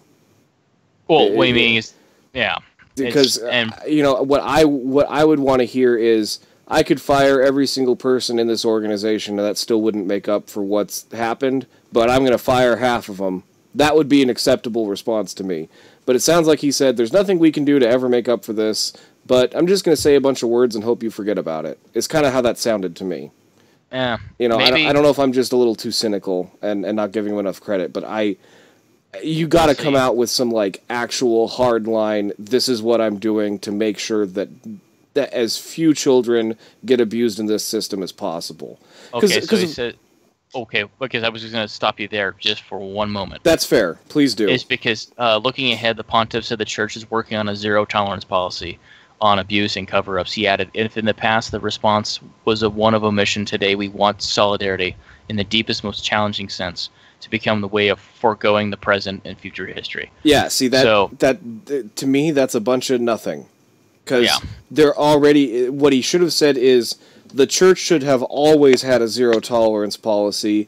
I have always had a zero tolerance policy because that is an absolutely horrifying sin, mortal sin, that, the church should not have anything to do with. It is unacceptable that has ever happened, and I am going to do this. I'm going to, get rid of, half the bishops, any bishop that is anywhere within smelling distance of any of this, just gone, out of the organization, excommunicate. I want to see excommunications. If there is anything on this planet that you can do that deserves an excommunication from the Catholic Church, it is that. So, okay. I mean, there's nothing really. Oh, I know. I don't know how you feel about it, but I want to hear that he's retroactively excommunicating people. I don't know if he can make it up.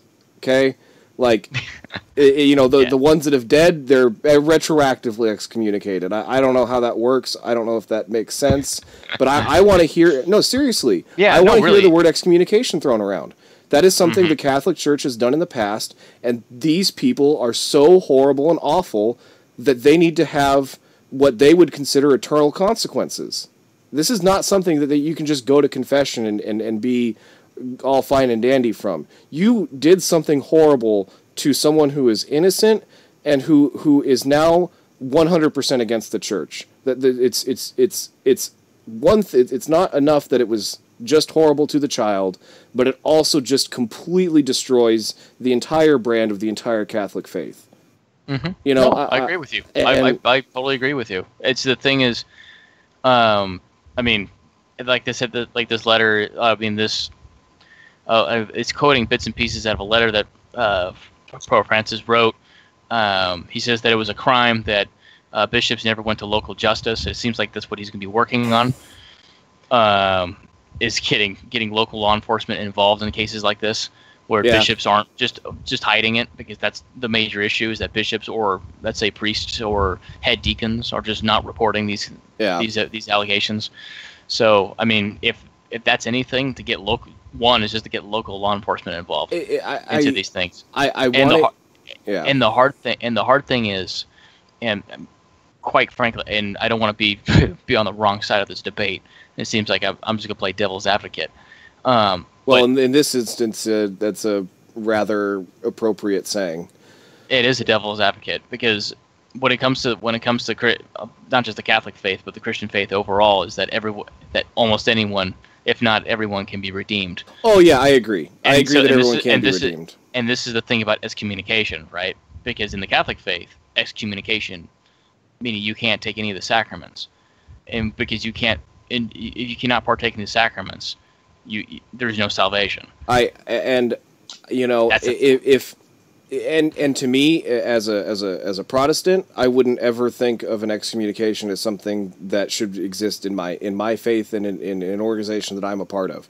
And so that's probably why he's not throwing it out. Well, I understand that, but it should be. Yes, because it is a mechanism that exists in the church and that has been used for lesser crimes. Yep. People have done much less and been excommunicated. What was it? Martin Luther was excommunicated for his speech, just because he was speaking against the church. And these pedophiles and rapists can't be excommunicated from the church. That's insane. I know, it is insane. The Catholic Church, they locked Galileo up for saying something contrary to what they wanted to believe scientifically. They probably harassed Copernicus in whatever ways they could. But these rapists and, just horrifying human beings are essentially going to get off scot-free because the Pope doesn't want to, keep them from being able to be redeemed. Well, I don't know. I'm just speculating. No, I know. You are probably correct. I hope you're not.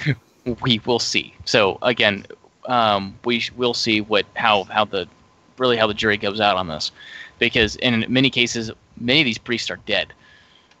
Yeah, and that's the thing. Is maybe for the current ones, hopefully they can get prosecuted. I don't know. Well, I don't know about you, but I don't know if you know this, but do you know if there's ever been like a posthumous excommunication? Not that would necessarily mean anything.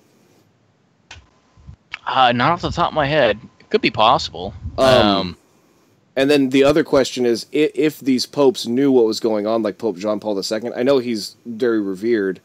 is there a process to get someone like de-sainted? Because isn't he a saint now, or one of the recent popes is now a saint? Well, that would probably be John Paul. That would be probably John Paul II. Yeah. So is there a process by which you can get that? The only thing that I've known of is that people, I've heard of excommunications being posthumously being overturned. Oh, okay, posthumously, but not given. So that would be Joan of Arc. Okay. She was excommunicated, burned at the stake, and then a couple hundred years later, they're like, "Well, we messed up," and she is not, excommunicated. That has been posthumously overturned, and then she became a saint in the 1920s, something like that. So also, Galileo was posthumously redeemed in the 90s, actually. Yeah. Interesting. But I'm reading here. John Wycliffe was posthumously excommunicated. I don't know who that is. I'm gonna find out right now. So there is an English philosopher. See, that's what if you can't excommunicate the people that are dead, I mean, there's literally no reason you can't. Yeah. They're dead. And there's no repercussions. They can't be redeemed. There's no repercussions. Why wouldn't you just issue an excommunication in that instance? Yeah. If you're actually taking it seriously, and you take your own faith seriously, and you take the church seriously, that's what you would see. Because to tell me that the church failed at reporting it to the police, yes, they absolutely did that, but that's not all that they failed at. They also just failed at upholding the basic, ideas of the Christian faith. Mm-hmm. And there should be a consequence to that in the Christian faith. Yeah. So I don't know. This is going more into like theology. Yeah. This will continue into theology, and I'm a little heated over it. So. Oh, you're a little bit heated. I'm trying to keep my temper down just because of the fact that people are sleeping around me. But it's I don't know. It's just. It's sad. It's sad to see, these kind of things happen in any organization that's as large as the Catholic. Well, there isn't an organization that's as large as the Catholic Church, but of course, there's going to be people that do horrifyingly bad things. Mm-hmm. The part that just absolutely horrifies me is the bishops and the people higher up that were covering it up, for whatever their reasons. And I hope that I feel like the best case scenario for them covering it up is because they didn't want it to look bad on the faith. But the other reason they might have been covering it up is they were doing the same things, and that's what scares me. Oh yeah, it's in like in LA, like it's the same thing. Yeah. I think there was a bishop that one of the bishops around here was diddling kids. So that's what scares me is that you look into why they were covering it up. And even more comes out. So, yeah. What a mess. Oh, it's a mess, and I think and much of this new scandal is tacked onto the older scandals. Yep. It just seems like this just came out. Yeah. Right. It's like this. It looks like this was overlooked because of Ireland at the time. Oh, other parts of the United States, so Latin America. It came out at the same time that Ireland was voting on. No. What I'm saying is how did Ireland overshadow? I'm saying is that it could have been overshadowed by Ireland in Latin America because there's a lot all over the country. Like in Wisconsin, there was a priest that diddled 300 deaf kids. Jeez. And he did that for like 50 or 60 something years, and that came out. Are you kidding? Oh. No, I'm not. I'm not kidding at all. That is sick. Absolutely sick. Yeah. Oh yes. It is. It is very, very sick. Yeah. It's very sick indeed. It's soul crushing in a sense if you want to think about it. Yep. To any person just observing. I mean, like you don't even have to be a Catholic, and it's just like this is pity. Like I don't know if you pity the Catholic Church to violently. I pity Catholics if I pity anyone because 99.999% of Catholics out there have absolutely nothing to do with this. Would love to see it stamped out themselves. It's just bad actors in the hierarchy of the church that have been actively working to suppress this information. Yeah. And it doesn't, it doesn't make it better when, when there was the scandal that broke out. I think it was L.A. or some here in Southern California. I was at church, and it's like, oh, we have to, pray about it, that everything, blah blah blah. Yeah, it's like that doesn't sound right. Yeah, I don't want us to pray about it, right? I want people burnt at the stake. Yeah, or crucified. Well, like I said, excommunicated. You can't even just throw that word around like I'm looking into excommunicating. Like you can't just say that. You can't even say that. Like. Defrocked and excommunicated. That's what scares me is he didn't say those words.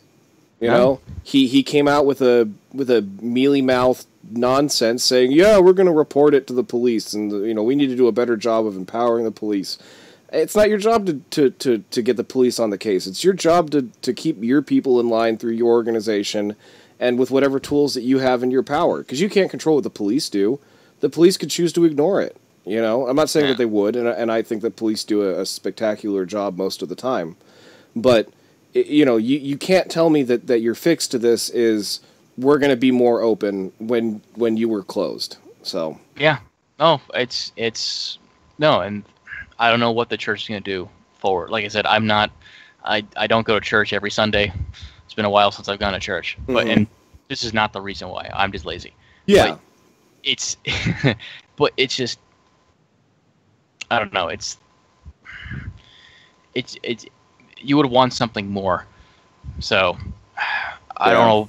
I don't want to bury everybody and just wish bunch of wish wash. But yeah, it doesn't sound right when your priest, your deacon, your priest comes up to the podium and says, "Hey, guess what? We just want to pray about it. Pray about it.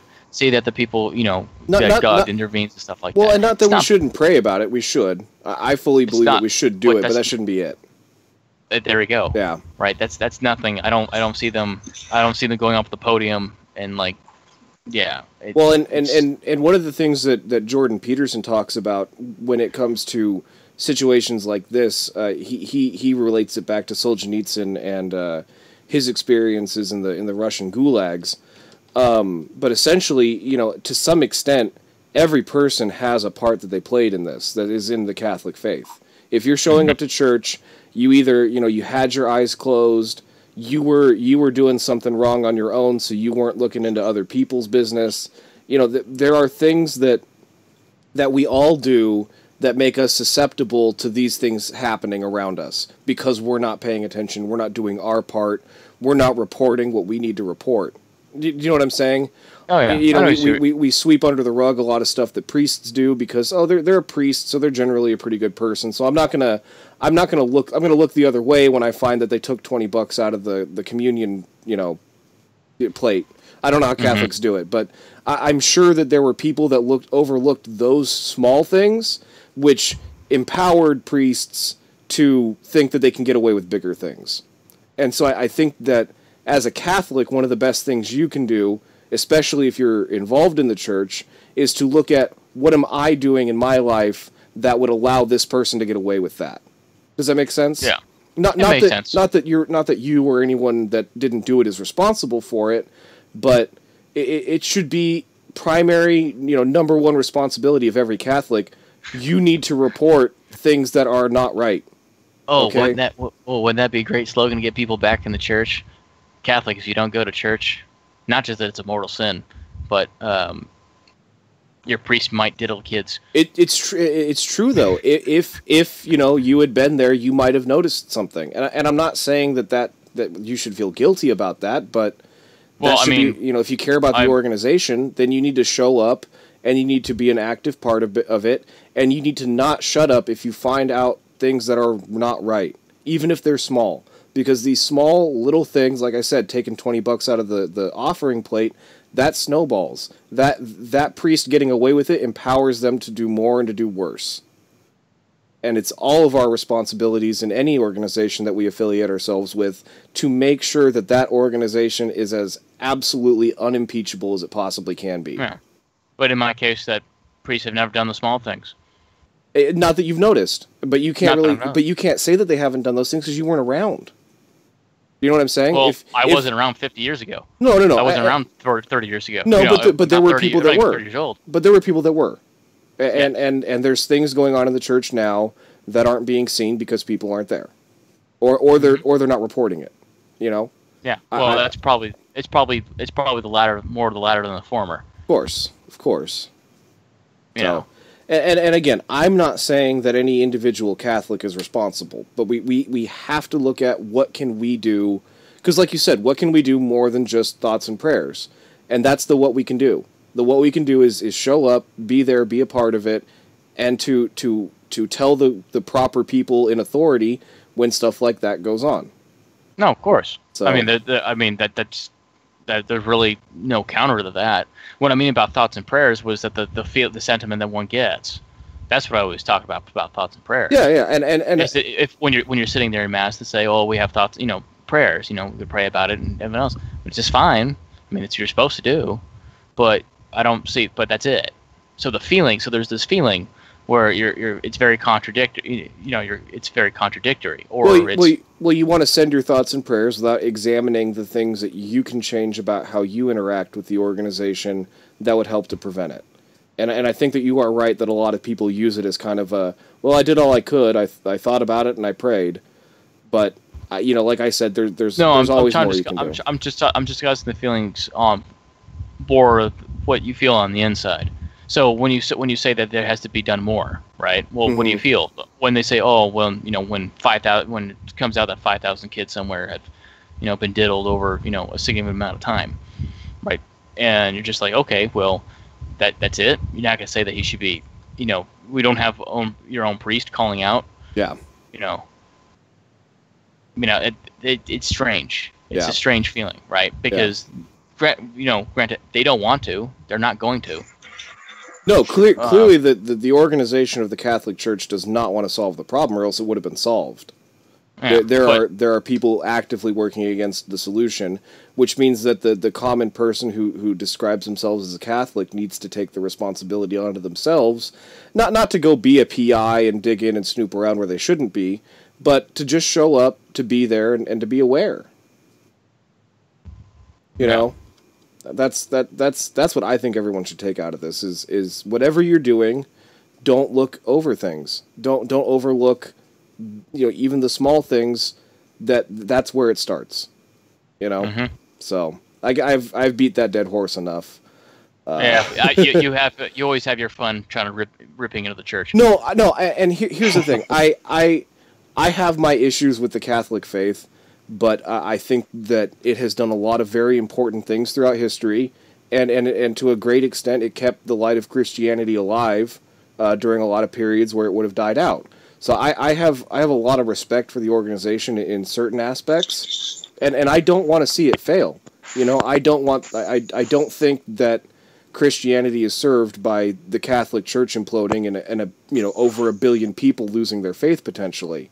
Obviously, that is not good for Christianity, and it's not good for the planet, and there's a lot of good that the Catholic Church does, digging wells in Africa and all that sort of stuff. And there's a lot of good that's done even here, at parishes in Los Angeles and in Orange County. There's good being done in the Catholic Church all over the place, and I would imagine that the good massively outweighs the bad. But it doesn't mean that we shouldn't be critical of an institution that allows this to happen. Don't get me wrong. And like I said, I have my issues with things that Catholics believe about Christianity, but at the end of the day, I've outgrown my earlier beliefs that Catholics weren't necessarily saved. I think that a good portion of them are. It's the similar proportion as people that profess to be Protestant Christians are saved. And it's not, so I think that, the Catholic Church is a overall great organization. It's got a few significant structural problems that need to be addressed, or it will go away. Well, every church has structural problems. At least every institution of every, I would say of every faith, but every sect of Christianity has problems. Oh yeah, of course. So now, granted, on the Protestant ring, it's more individual. Institutional. So the difference that I would say between a Catholic problem like this and a Protestant one is that generally the Protestant problems are going to be more insulated to that specific church. That's what I mean. It's very individual. Yeah. It's usually what I mean about individual, about person who actually runs the church, right? Yeah. Is the main speaker head, like let's say like a Bill Baker or I don't know, like I would say like some Baptist church, some Baptist preacher out in the middle of the South gets caught with a gay hooker. Yeah. Or more likely has some kind of an affair with someone in the church is generally what happens with Protestants, which is bad, but not quite the same as pedophilia. So diddling. Yeah, I think I'm getting pretty tired, and I've been up since 4 o'clock yesterday. Well, thanks for joining us, Mikey, despite the circumstances, and I appreciate these conversations. Yeah, I do too. I just got to be up in 4 hours for work. Ooh, so, yep. I'll let you get some sleep then. So yeah. So for a while there, if you saw me kind of tailing out and not even trying to discuss them, just trying to stay awake. So. No worries. I appreciate the effort you put in, and thanks for joining us, Kevin. Too. I'm sorry you weren't more involved, but maybe next time. At least you know you had one listener tonight. Yes. Hey, there we go. Yeah, thanks for joining us tonight. Let's try to get let's try to get Kevin to break this monopoly here. Throw that antitrust down. All right, I think we're going to call it a night. So thank you for joining us, everybody that did, and I hope you have a great week. This is the Now Granted podcast. Check us out on nowgranted.com, Now Granted on YouTube, Now Granted on Facebook, and Now Granted podcast on Instagram. All right. Good night. Fantastic. Good night.